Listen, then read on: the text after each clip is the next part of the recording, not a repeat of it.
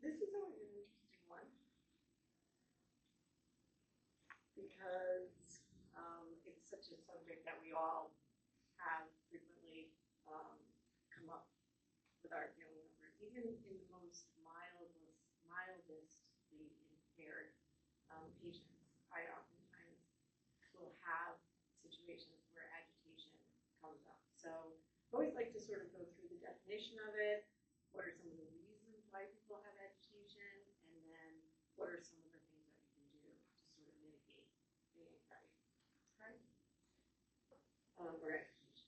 So let's talk about the definition of aggression or agitation, right? So it typically comes across as forceful behavior, action, or attitude that is expressly physical, verbal, or symbiological. So again, it's a physical presence that person has, right? Where the other people who are being in the same room or in the same environment with that person feels that that person is agitated and can become aggressive or physically or verbally aggressive towards them with the agitation, right? And that's where that agitation really goes when we really have concerns about agitation. The question is it may arise from both innate drives or occur as a defense mechanism, right? So if you are scared or threatened, it's very common for you to feel agitated because you are protecting yourself, right? So in a situation where a patient is presented with a task that is beyond their capacity, we oftentimes see agitation because they are protecting themselves from not being able to do something, right?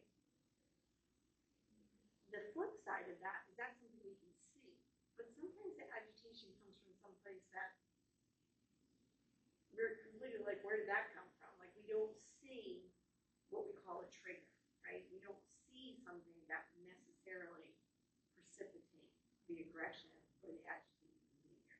And that's that innate sort of drive that we're talking about. It may come from somewhere inside of this person. We don't know what that drive necessarily is. Often it's a result of a threatened ego. Now, we talk about this a lot in patients with dementia, that we need to get into their world. We need to help them do the things that we need them to do without hitting them head on, because that's where we threaten their ego. And when we threaten their ego and their self-esteem and their self-worth, then that's when they become agitated. And recently this came up in a conversation I was having actually with a young mother, and she was talking about some parenting styles that she was looking at, and that the teacher at her school had told her that when we overdo for our children, we steal their self-esteem. I thought that was a really interesting concept, right?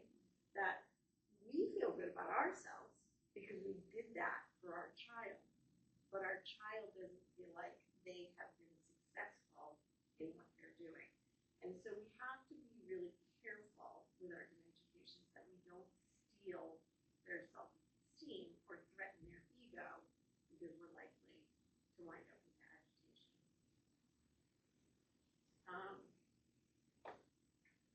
Manifested by either constructive or destructive acts directed toward oneself or against others. I mean, again, there are some people who, when they get agitated and they have a lot of motor restlessness, they clean the house, right? So that would be a constructive. We're going to talk about that again in terms of dementia. It's not really something that our dementia patients have the cognitive ability to be able to mediate and sort of understand and do for themselves. Okay. So I think more when we look at agitation, because you can be agitated and not be cognitively impaired. John will tell you, I can get agitated. But we need to look at agitation in context of dementia and cognitive impairment because it looks different. One of the things that is classically and judgment.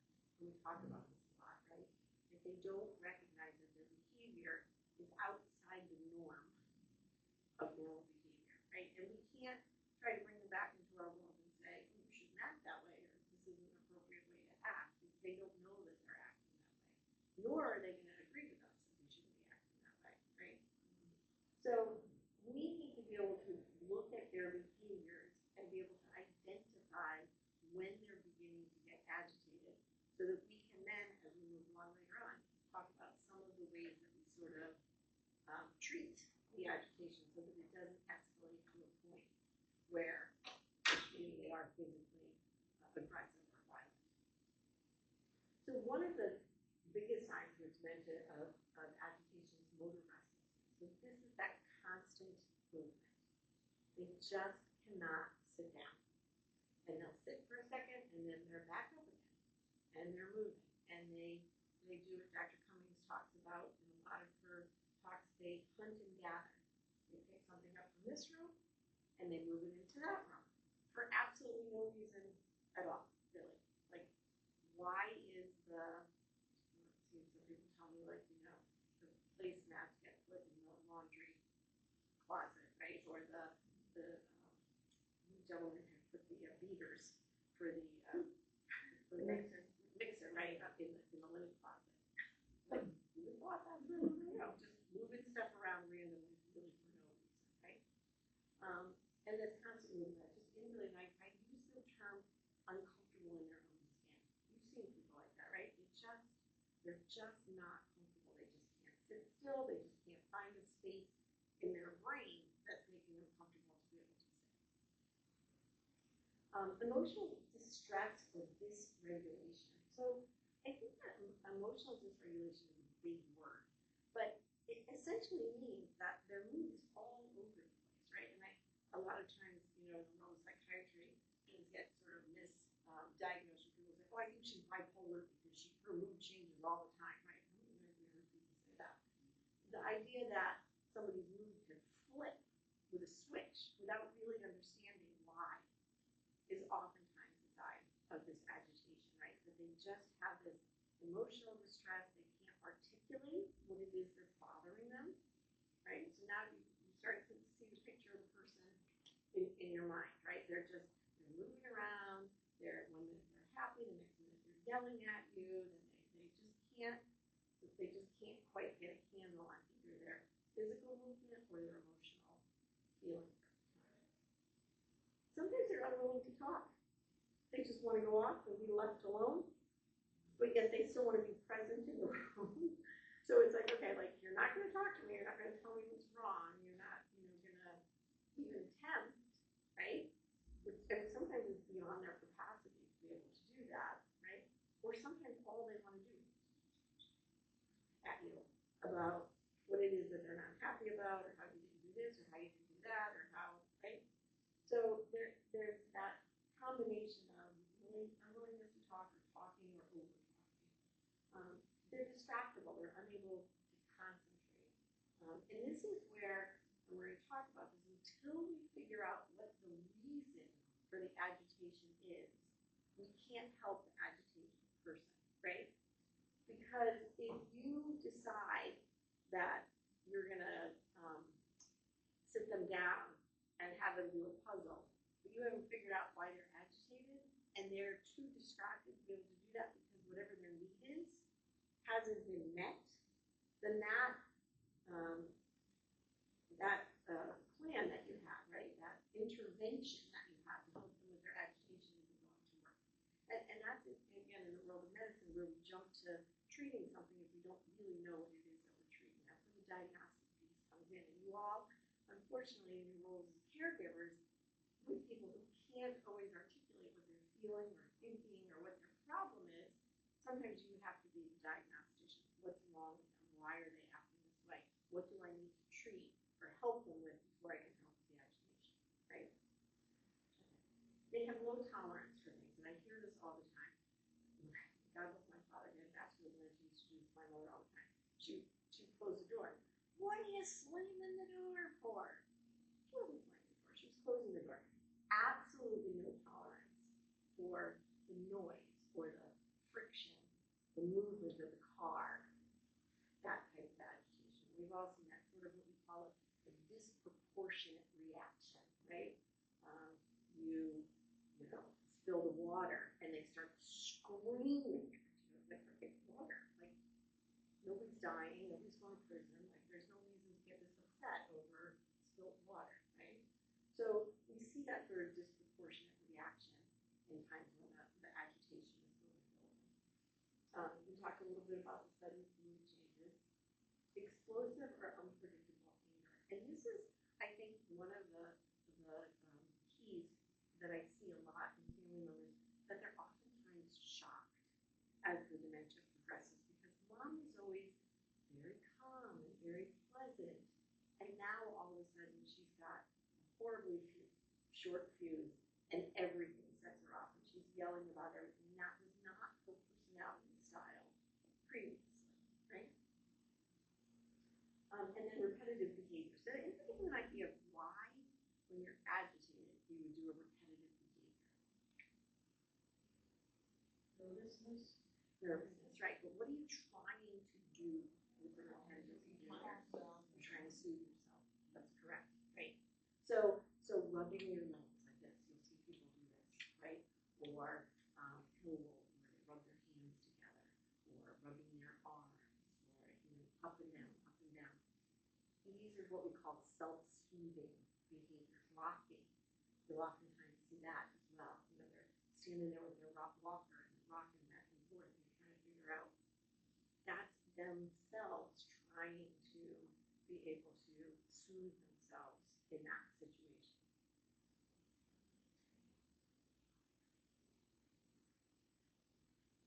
All right, so let's talk about the causes of agitation. We just talked about that, right? If we don't know what's making them agitated, right? Then if I offer a solution, but that's not the right solution because I haven't figured out what they're agitated about, they may actually get more agitated, right? So we're going to go through each one of these. Limited executive function, neurotransmitter dysfunction, anxiety, overstimulation, unmet basic needs, and pain.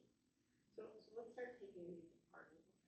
So executive function. So this is a really important piece that we look at in terms of dementia, because executive function is our ability to follow out complex tasks, right? And I've talked about this numerous times. Some of you, I'm sorry, you probably heard me talk about this several times, but it's really, really important, because we don't think about how easily we do things when we have an intact brain, right? And I use the car analogy all the time, right? We get in our car, we don't even have to figure out where to put the key in, right? No, we just get in, it's in our pocketbook, we just start the car and drive, we don't even think about it. Well, this weekend, John and I went to Dementia for a wedding, and we got in a rental car, and he couldn't figure out how to put the car in gear. He was looking on the floor, he's like, it turned out it was one of these new ones where it's actually on the gear shift. It looks like the blinker. And then you had to push it in to go park, and you had to pull it out to go, right? So instantly he was anxious and a little agitated that he couldn't quite figure out how to get the car going, right? This is what we call executive function, multiple steps, right? Something that requires multiple steps. When you have cognitive impairment and dementia and you can't get past that second or third step, you get really frustrated. It's not surprising that you get upset with that. And we know that people who lack executive function are going to go down that path faster, right?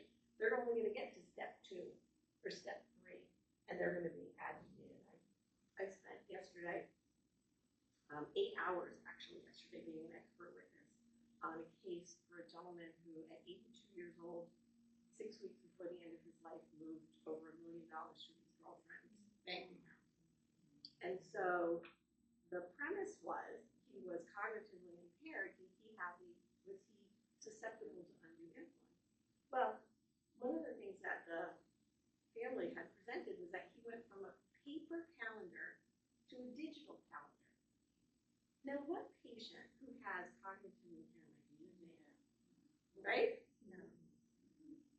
The attorney says to me, why is this little 30-year-old attorney says to me, why do you think harder to use a paper calendar than a digital calendar.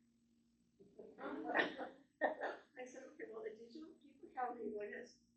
It's right there in front of you. I said, a digital calendar, you have to have multiple steps to get to that calendar, and then even figure out how to put something in that calendar. He could not wrap his young attorney could not wrap his brain on what somebody who's cognitive impairment could not do that. So it seemed very obvious to me, right? Probably never used a paper calendar. I don't think he ever did use a paper calendar.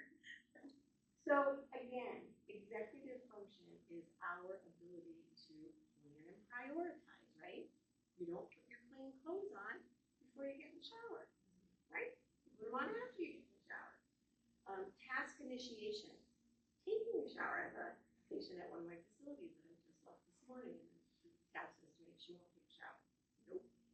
Because she's not going to initiate that task. We've all talked about showers, right? How many steps it takes to take a shower, right?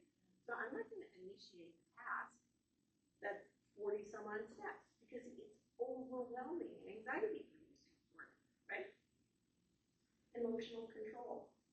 I'm going to do what causes me the least amount of anxiety possible, which in some cases is absolutely nothing, right? Right? And people will say that, well, she just sits there for hours and does nothing. There's not a lot going on in there. It's what we call poverty of thought.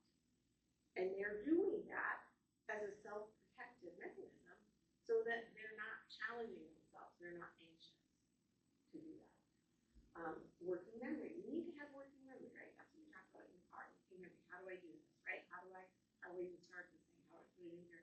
Sometimes I'm halfway down the road, I don't even know how I got there, right? Because you just do it by rote, right? When you're cognitively impaired, that working memory is not there. Organizational skills. Being able to organize those tasks, right? Again, setting the table sometimes, which seems so simple to us, can be really challenging to somebody with cognitive impairment. You might hand them something and say, you know, go put this on the table. So they go, take the plates, and they, well, that's not really what you meant, right? You meant put the plates on, but they can only take that command and follow that simple command. Impulse control. Impulse control is a tough one. And again, self-soothing. A lot of times impulse control is just they're so uncomfortable in that moment that they do things that are socially unacceptable. We'll see, this is where we tell people, patients and members and residents of my facility, you know, touch other people inappropriately because they want that hug or that sense of well-being or that soothing feeling that they might feel when they get to be close to somebody. It's not really appropriate to walk up to a visitor and decide you want to start rubbing their shoulder. It kind of freaks people out, right? So that's socially, you know, and they don't have the impulse control to stop themselves from doing it, right? So these are all the things that we see with executive function. And I found early on in my work that I was talking about executive function all the time. So I always try to go through what all of it is because it's very important to recognize people who have cognitive impairment very frequently lack in all of these areas. Does that make sense? All with me? So we're going to talk about neurotransmitters, and I talk about these a lot because it is my work, obviously, in psychiatry to help with the dopamine, norepinephrine, serotonin triad. These are the three neurotransmitters that mediate our mood, right? So when we are apathetic about life, we don't enjoy anything. We have what's called anhedonia. We just are very happy to sit on the couch and do absolutely nothing, right? We're lacking serotonin. We're lacking pleasure. We're lacking relaxation, contentment, positivity. When we are lacking norepinephrine, we don't have any focus. We wake up in the morning, our eyeballs open, and we go, oh, we're getting out of bed today. That's lack of norepinephrine. We have no drive. We have no motivation to get up and do something. Yeah, I really should get up, but okay. That's norepinephrine. It's also our fight or flight. So when we are anxious, our norepinephrine is what also helps us remove ourselves from a situation that makes us feel anxious, right? So we need that neurotransmitter in order to arousal, memory retrieval, diligence, right? Diligence to get up and actually do something, be focused enough to do something. And then dopamine is our pleasure chemical. It's what I got a lot of when I had some chocolate earlier this afternoon, right? It's that burst of pleasure and reward that you get, whether it's, in your mouth and sugar or physical touch, massage, physical intimacy. This is where our dopamine levels go up. And you crave that very much. And that's why when we look at people who have what we call sexually inappropriate behaviors in dementia, which there are volumes and volumes written on, a lot of it goes back to that self-soothing. It feels good to touch another person. It feels good to have somebody else touch us. It stimulates our dopamine receptors, and it makes us feel pleasure. And so again, you bring it right all the way down to a visceral level, to almost like an infantile level, right? That they're learning how to self-soothe themselves into some of their behaviors without it. And when we interrupt those things, look at that. So we're going to talk about.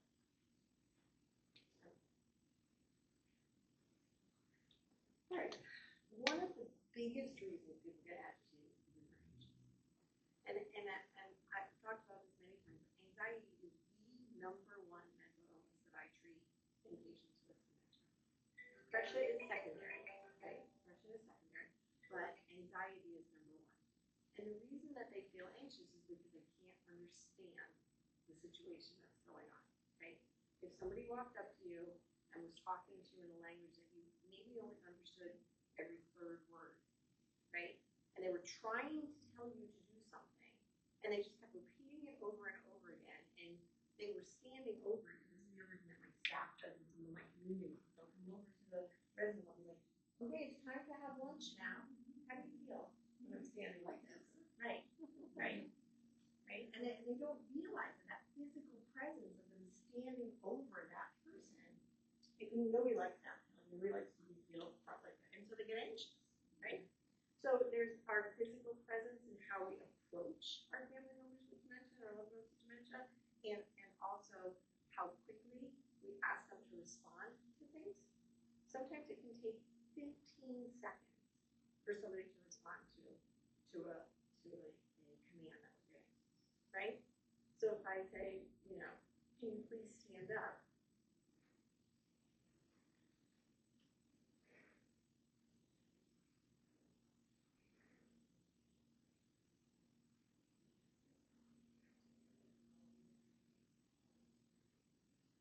15 seconds. That's a long time. Typically, people will have said it at least once, maybe twice, maybe 3 more times in that 15 seconds, while that person with dementia is still trying to process that initial command.